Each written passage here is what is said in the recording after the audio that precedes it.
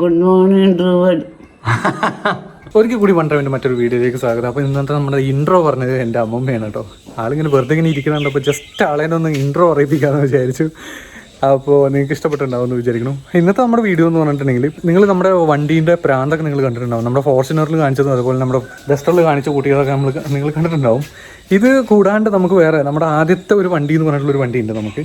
അത് ചെന്നൈയിലായിരുന്നു രജിസ്ട്രേഷൻ ഉണ്ടായിരുന്നു. അപ്പോൾ ഇന്ന് അതിനെ പറ്റിയിട്ടുള്ളൊരു വീഡിയോ ആണ്. അതായത് ആ വണ്ടി നമ്മളിപ്പോൾ കേരളത്തിലേക്ക് കൊണ്ടുവന്നു. അതിൽ നമ്മൾ ഏകദേശം ഒരു 50-60,000 രൂപയുടെ വർക്ക് നമ്മളതിൽ ചെയ്തിട്ടുണ്ട്. കാണുമ്പോൾ അത്രയ്ക്കും കൊണ്ട് ഫീൽ ചെയ്യൊന്നുമില്ല, പക്ഷേ അത്യാവശ്യം നല്ല കോസ്റ്റ് ആയിട്ടുണ്ട് അതെല്ലാം ചെയ്തു വന്നപ്പോൾ. അപ്പോൾ അതിനെ പറ്റിയിട്ടുള്ളൊരു വീഡിയോയും അത് കൂടാണ്ട് നമ്മൾ വേറൊരു കാര്യം കൂടി അതിൽ ചെയ്തിട്ടുണ്ട്. ഒരു വണ്ടിയോടുള്ളൊരു ക്രേസും എന്നൊക്കെ നമുക്ക് പറയാം. അതെന്താണെന്നുള്ളതൊക്കെ നമുക്ക് ഈ ഒരു വീഡിയോയിലൂടെ ജസ്റ്റ് ഒന്ന് കാണാം കേട്ടോ. അപ്പോൾ നിങ്ങൾക്ക് വീഡിയോ ഇഷ്ടപ്പെടുകയാണെങ്കിൽ ലൈക്ക് അടിക്കാൻ മറക്കരുത്, ഫ്രണ്ട്സായിട്ട് ഷെയർ ചെയ്യുക. പിന്നെ നമ്മുടെ വൺ ഡ്രൈവ് എന്ന് പറഞ്ഞിട്ടുണ്ടെങ്കിൽ വാഹനങ്ങളെ സ്നേഹിക്കുന്ന ആൾക്കാർ ഒരു ചെറിയ ഫാമിലിയാണ്. ആ ഫാമിലിയിൽ നിങ്ങൾക്ക് മെമ്പർ ആവണമെന്നുണ്ടെങ്കിൽ നമ്മുടെ ചാനൽ ജസ്റ്റ് ഒന്ന് സബ്സ്ക്രൈബ് ചെയ്ത് കൂടുതൽ ബെൽ ബട്ടൺ പ്രസ് ചെയ്യുക. അപ്പോൾ നമുക്ക് നേരെ വീഡിയോയിലേക്ക് പോകാം.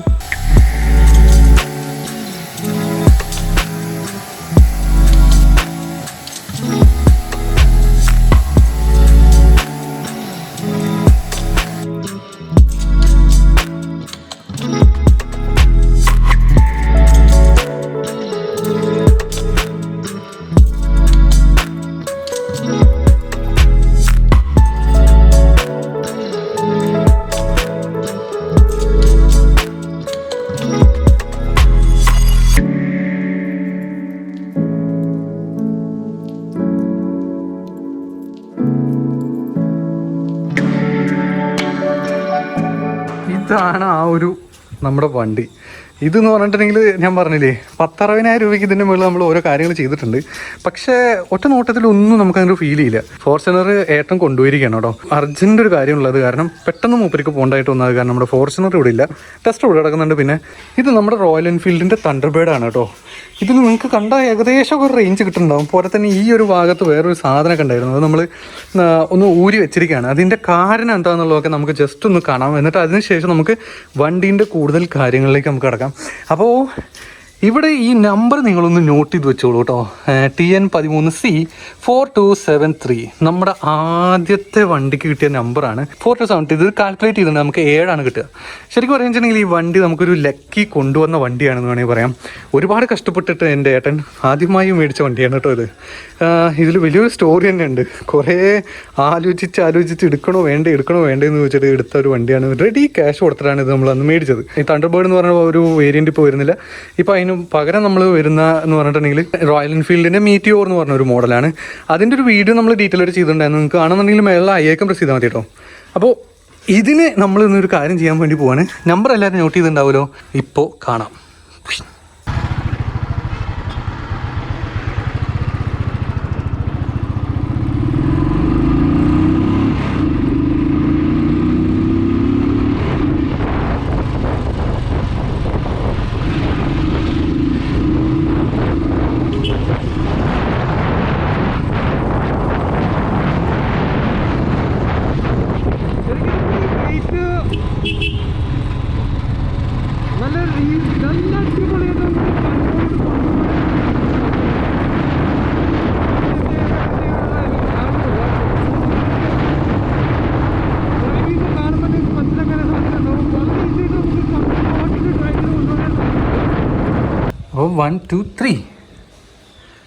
4273 നമ്മൾ ഈ സെയിം നമ്പർ തന്നെ നമ്മൾ മേടിച്ചു എന്നുള്ളതാണ്.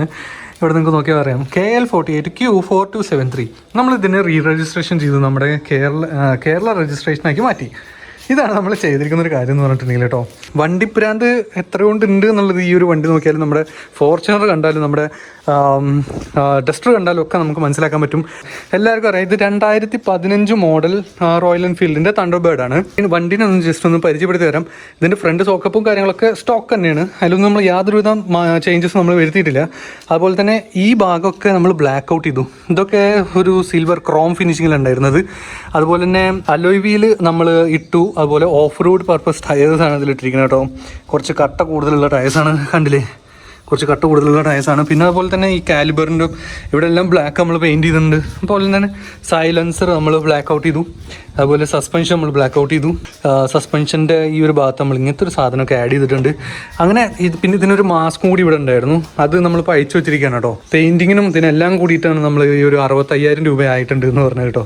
അപ്പോൾ അത്രയും നമ്മൾ ഈ ഒരു ബൈക്കിൻ്റെ മുകളിൽ നമ്മൾ ചെയ്തിട്ടുണ്ട് എന്നുള്ളതാണ്. ഇവിടെ ഇത് ക്രോമ ഉണ്ടായിരുന്നത്, അത് നമ്മൾ ബ്ലാക്ക് ചെയ്തു. പിന്നെ ഇതിനൊക്കെ നമ്മൾ ഇങ്ങനത്തെ ഒരു ടൈപ്പിലേക്ക് മാറ്റി. ആരെങ്കിലും തണ്ടർബേർഡൊക്കെ കയ്യിലുണ്ടെന്നുണ്ടെങ്കിൽ ഇതേപോലെയൊക്കെ നമുക്ക് അൾട്രേഷൻ ചെയ്യാൻ പറ്റുന്ന സംഭവങ്ങളാണ്. മോഡിഫിക്കേഷനൊക്കെ ഇതേപോലെ നമുക്ക് ചെയ്യാം. ഇങ്ങനത്തെ ഈ സെയിം ഇതിലാണ് നമ്മൾ പോയി വണ്ടി രജിസ്ട്രേഷൻ ചെയ്തുകൊണ്ടുവന്നത് കേട്ടോ. നമുക്ക് വെരിഫിക്കേഷൻ നമ്മൾ വണ്ടി കൊണ്ടുപോയി കാണിച്ചു കൊടുക്കേണ്ടതൊക്കെ ഉണ്ടായിരുന്നു. ഈ കാര്യങ്ങളൊക്കെ തന്നെ ഈ വണ്ടീൻ്റെ മുകളിൽ ഉണ്ടായിരുന്നു. ഒരു പ്രശ്നം ഉണ്ടായില്ല. എന്താ പറയുക, ഇതിൻ്റെ മുകളിൽ നമ്മൾ കയർ കിട്ടുന്ന ഒരു പരിപാടി ഉണ്ടല്ലോ, അത് ചെയ്യാണ്ടിരിക്കുകയാണ് നല്ലത്. അത് ചെയ്തിട്ടുണ്ടെങ്കിൽ അപ്പം തന്നെ അവിടെ വെച്ച് അഴിപ്പിക്കുന്നുണ്ട്. നമ്മളുടെ കയ്യിൽ ഇത് ചെയ്യുന്നുണ്ടായിരുന്നു. അത് കാരണം ഇവിടെ കണ്ടില്ലേ, നമ്മൾ പോകുന്നതിന് മുന്നേ തന്നെ ഇത് അഴിച്ചു. ഞാൻ തന്നെ അഴിച്ചിട്ടുണ്ടായിരുന്നത്. പക്ഷേ എനിക്ക് അറിയുന്നുണ്ടായിരുന്നില്ല. അത് അവിടെ എത്തിയപ്പോൾ എന്തായാലും അവിടെ വന്ന എല്ലാവരുടെയും കയ്യിൽ നിന്നും ഈ സാധനം അഴിച്ചിട്ടുണ്ടായിരുന്നു കേട്ടോ. ഇത് 2015 മോഡലായി എന്നൊന്നും പറഞ്ഞിട്ട് കാര്യമില്ല. ഇത് അധികം ഓടിയിട്ടില്ല ഈ ഒരു വണ്ടി എന്ന് പറഞ്ഞിട്ടുണ്ടെങ്കിൽ. ഓട്ടം വളരെ കുറവാണ്. ഇത് ഏകദേശം ഓടിയിരിക്കുന്നതെന്ന് പറഞ്ഞിട്ടുണ്ടെങ്കിൽ 12,500 കിലോമീറ്ററോളാണ്. 12,567 കിലോമീറ്ററാണ് ഓടിയിട്ടുള്ളൂ.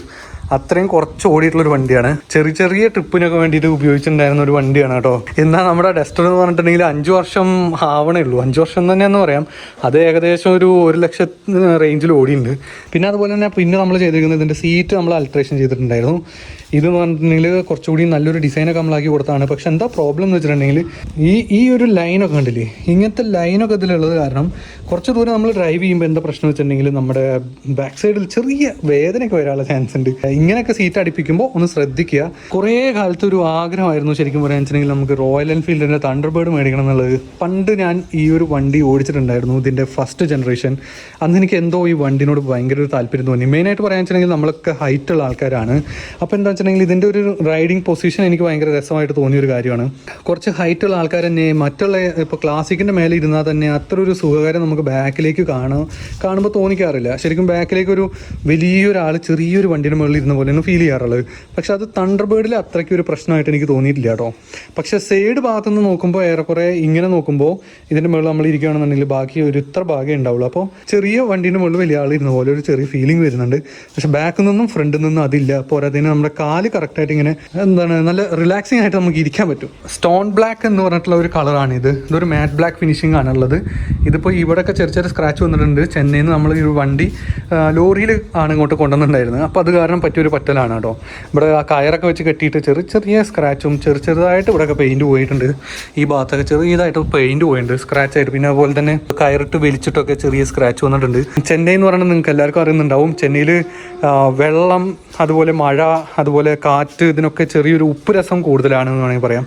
അത് കാരണം തന്നെ ചെറിയ ഭാഗങ്ങളിലൊക്കെ പെയിൻറ്റിന് ചെറിയ ഡാമേജ് ഒക്കെ വന്നിട്ടുണ്ട് കേട്ടോ. എൻ്റെ ഏട്ടനെന്ന് പറഞ്ഞിട്ടുണ്ടെങ്കിൽ മുഴുവൻ ബ്ലാക്ക് വേണമെന്നായിരുന്നു. എന്നിട്ട് ഈ ഇൻഡിക്കേറ്റർ പോലും ബ്ലാക്ക് അടിച്ച് വെച്ചിട്ടുണ്ടായിരുന്നു. എന്നിട്ട് ഞാനിത് ചുരണ്ടി ഇതിൻ്റെ മേലത്തെ പെയിൻറ്റ് കളഞ്ഞിട്ടാണ് നമ്മൾ റീ രജിസ്ട്രേഷൻ ചെയ്യുമ്പോൾ വണ്ടി കൊണ്ടുപോയിട്ടുണ്ടായിരുന്നു. പിന്നെ എനിക്ക് ഇതിൽ ഏറ്റവും വലിയൊരു പ്ലസ് പോയിൻ്റ് ആയിട്ട് എനിക്ക് തോന്നിയിട്ടുള്ളത് ഇതിൻ്റെ ടാങ്ക് തന്നെയാണ്. ടാങ്ക് കപ്പാസിറ്റി എന്ന് പറഞ്ഞിട്ടുണ്ടെങ്കിൽ 20 ലിറ്റർ ടാങ്ക് കപ്പാസിറ്റിയാണ്. ഭയങ്കര യൂസ്ഫുൾ ആണെന്ന് പറയാം.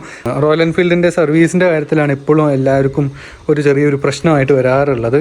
നല്ലൊരു സർവീസ് സെൻറ്റർ കണ്ടുപിടിക്കുക എന്നുള്ളൊരു കാര്യം തന്നെയാണ്.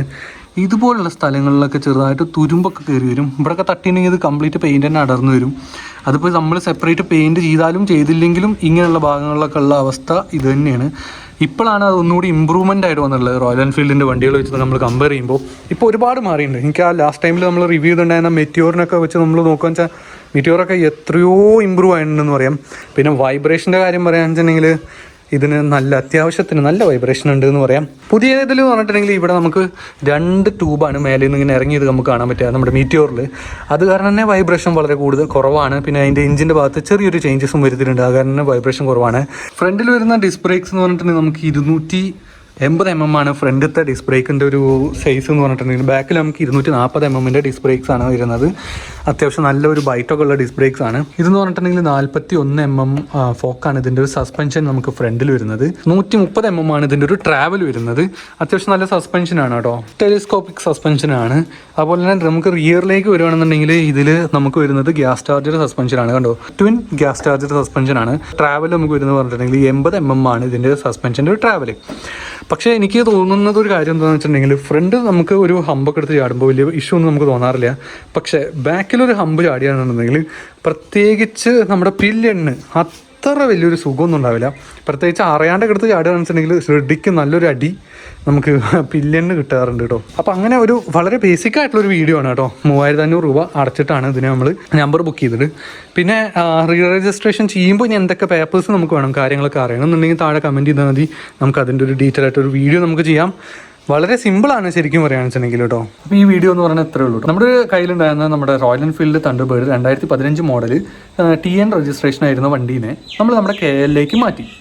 അപ്പോൾ അതിൻ്റെ കാര്യങ്ങളാണ് നമ്മളിപ്പോൾ പറഞ്ഞത്. പോരാത്തിന് നമ്മുടെ വണ്ടി പ്രാന്ത് കാരണം നമ്മളിതിൻ്റെ മുകളിൽ നമ്മൾക്ക് എന്തൊക്കെ നമ്മൾ ചെയ്തിട്ടുണ്ട് എന്നുള്ളതാണ്. ഒറ്റ നോട്ടത്തിൽ ഇതിൽ നമ്മൾ പറഞ്ഞ പോലെ ഇത്രയും പൈസയ്ക്കുള്ളൊരു ഇൻവെസ്റ്റ്മെൻറ്റ് നമ്മൾ ചെയ്തിട്ടുണ്ടോ എന്നൊക്കെ ചോദിച്ചാൽ കാണുമ്പോൾ ഒന്നും അധികം തോന്നില്ല. പക്ഷേ നമ്മൾ ഏകദേശം ഒരു 65,000 രൂപയോളം ഇതിൻ്റെ മുകളിൽ നമ്മൾ ഇൻവെസ്റ്റ്മെൻറ്റ് ചെയ്തിട്ടുണ്ട്. പോരാത്തിന് ഇപ്പോൾ കാൽക്കുലേറ്റ് ചെയ്ത് നോക്കുകയെന്ന് വെച്ചാൽ റീ രജിസ്ട്രേഷൻ്റെ പൈസയുടെയൊക്കെ കൂടി നോക്കുകയെന്ന് വെച്ചിട്ടുണ്ടെങ്കിൽ ഏകദേശം ഒരു 80,000 രൂപയോളാണ് ഇപ്പോൾ ഈ വണ്ടിൻ്റെ മേലെ നമുക്ക് ചിലവ് വന്നിരിക്കുന്നത്. റീ രജിസ്ട്രേഷനും നമ്മളിതിൻ്റെ മുകളിൽ ചെയ്തിരിക്കുന്ന അൾട്രേഷനും ഒക്കെ കൂടിയിട്ട്. നിങ്ങൾക്ക് എല്ലാവർക്കും ഈ ഒരു വീഡിയോ ഇഷ്ടപ്പെടുന്നതാണ് ഒന്ന് വിചാരിക്കണം. ഇഷ്ടപ്പെടുന്നത് നമ്മുടെ ജസ്റ്റ് വീഡിയോ ലൈക്ക് ചെയ്യുക, ഫ്രണ്ട്സായിട്ട് ഷെയർ ചെയ്യുക. വൺ ഡ്രൈവ് എന്ന് പറഞ്ഞിട്ടുള്ള നമ്മുടെ വാഹനങ്ങൾ ഇഷ്ടപ്പെടുന്ന ആൾക്കാരെ ചെറിയ ഫാമിലീസ് നിങ്ങൾക്ക് മെമ്പർ ആവണമെന്നുണ്ടെങ്കിൽ നമ്മുടെ ചാനൽ ജസ്റ്റ് സബ്സ്ക്രൈബ് ചെയ്ത് കൂടുതൽ ബെൽ പ്രസ് ചെയ്യുക. പിന്നെ ടീൻ സസ്പെൻഷൻ്റെ കാര്യം ഒരു വീഡിയോ ഇട്ട് ഞാൻ ചെയ്യാമെന്ന് പറഞ്ഞിട്ടുണ്ടായിരുന്നു. എത്രയും പെട്ടെന്ന് നമ്മൾ ചെയ്യുന്നതാണ്. വണ്ടി പോടില്ല, അപ്പോൾ അത് കാരണമാണ് അതിൻ്റെ വീഡിയോ ലേറ്റ് ആവുന്നത്. അപ്പോൾ എല്ലാവരും stay tune, stay safe, B bless.